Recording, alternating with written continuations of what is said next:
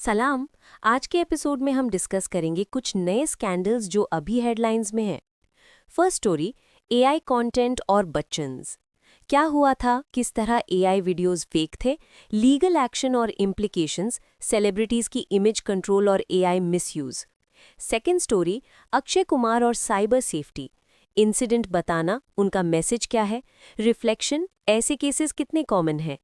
Third story, Shoaib Malik Sana Javed rumour, what's reported versus what's confirmed, media का role in spreading rumours और possible social और psychological effects. Fourth story, Vishal Brahma arrest, details case की, white matters, drug trade and movie industry.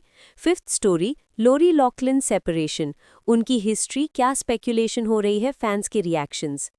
सबसे shocking क्या था, अपनी opinion या audience को क्वेश्चन, आपको कौन सा कंट्रोवर्सी सबसे ज्यादा इफेक्ट कर रहा है। सुनने के लिए थैंक यू।